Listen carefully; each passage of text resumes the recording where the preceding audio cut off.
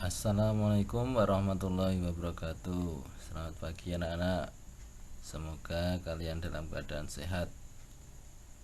Hari ini kita akan belajar materi IPS tentang karakteristik geografi dan kehidupan negara-negara ASEAN.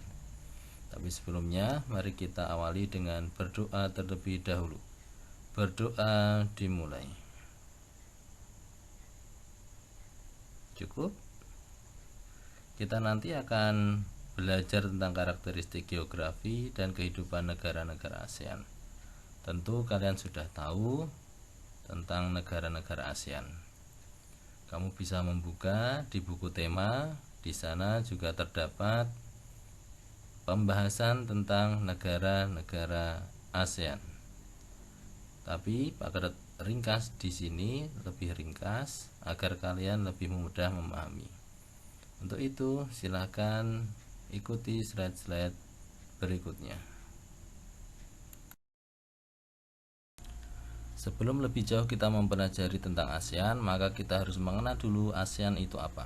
ASEAN merupakan singkatan dari Association of South Asian Nation atau Perhimpunan Bangsa-Bangsa Asia Tenggara, yaitu organisasi di kawasan Asia Tenggara yang mewadahi kerjasama. Sekarang anggotanya ada 10. Awal dibentuknya ASEAN itu pada tanggal 8 Agustus 1967 di Bangkok. Bangkok itu termasuk wilayah Thailand. Pendirinya ada 5 negara, yaitu Indonesia, Malaysia, Filipina, Singapura, dan Thailand. Yang kemudian penandatanganan itu diabadikan atau dikenang sebagai Deklarasi Bangkok.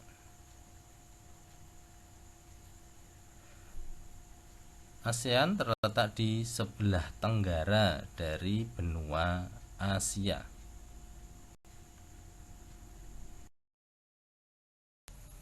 Pada bagian pertama ini kita akan mempelajari dulu tentang karakteristik geografis negara-negara ASEAN.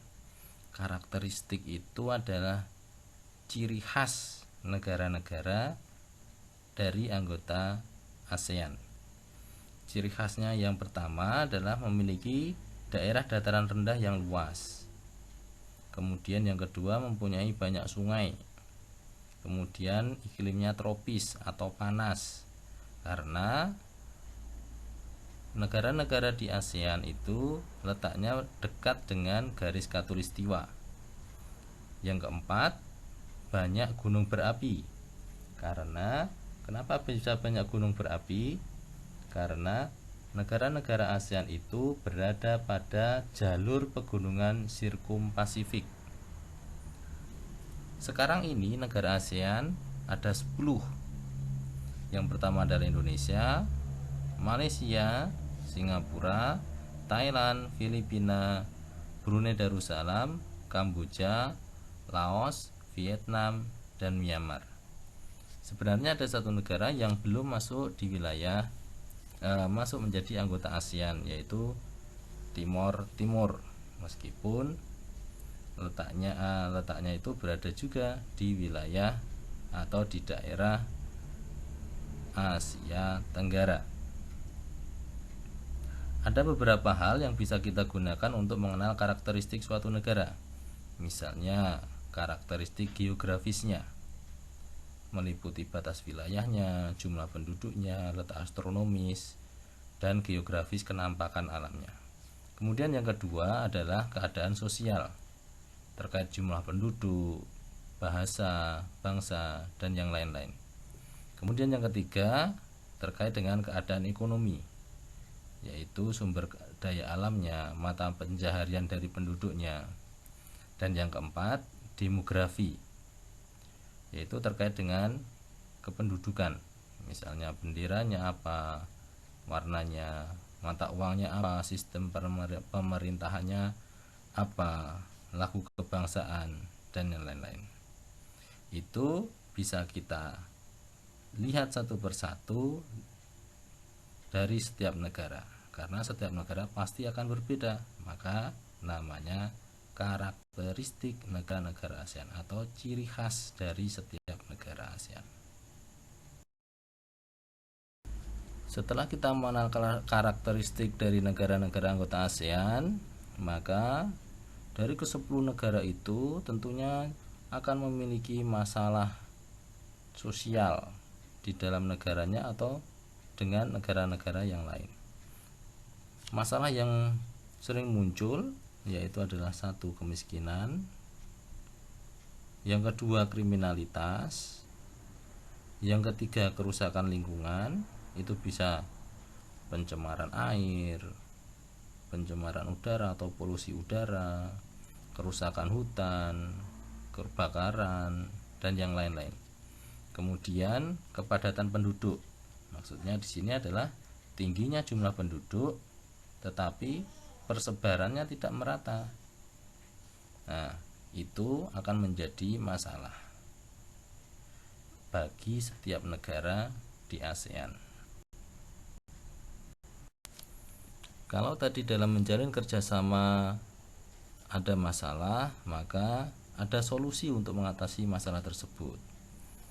Asal pemerintah dan masyarakat itu harus mau bekerja sama, utamanya dalam 1, menciptakan lapangan kerja baru. Dengan adanya lapangan kerja, maka tidak ada pengangguran. Kemudian yang kedua adalah pemerataan pembangunan. Selama ini di Indonesia saja pembangunan masih terpusat pada Pulau Jawa. Di luar Jawa itu masih sedikit pembangunannya, maka perlu diratakan agar mereka juga bisa merasakan pembangunan. Kemudian yang ketiga, menyediakan fasilitas pendidikan yang merata. Sekolah-sekolah yang bagus biasanya terpusat di kota-kota besar, maka perlu juga diratakan agar daerah-daerah yang di perbatasan, daerah yang tertinggal itu juga mendapatkan fasilitas pendidikan yang baik. Kemudian yang keempat, menyediakan fasilitas kesehatan yang memadai dan merata. Sama seperti pendidikan, biasanya kesehatan, fasilitas kesehatan, rumah sakit itu letaknya di kota. Maka perlu daerah-daerah yang di pedalaman itu juga perlu adanya fasilitas kesehatan yang memadai. Kemudian yang kelima, menciptakan keamanan dan ketertiban lingkungan.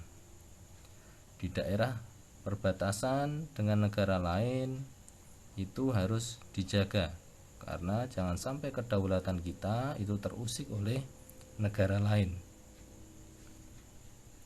Kemudian yang keenam, menumbuhkan kepedulian masyarakat terhadap nasib sesama. Nah, ini bagi orang kaya itu harus mau membantu dengan yang miskin agar apa? Tidak muncul kesenjangan.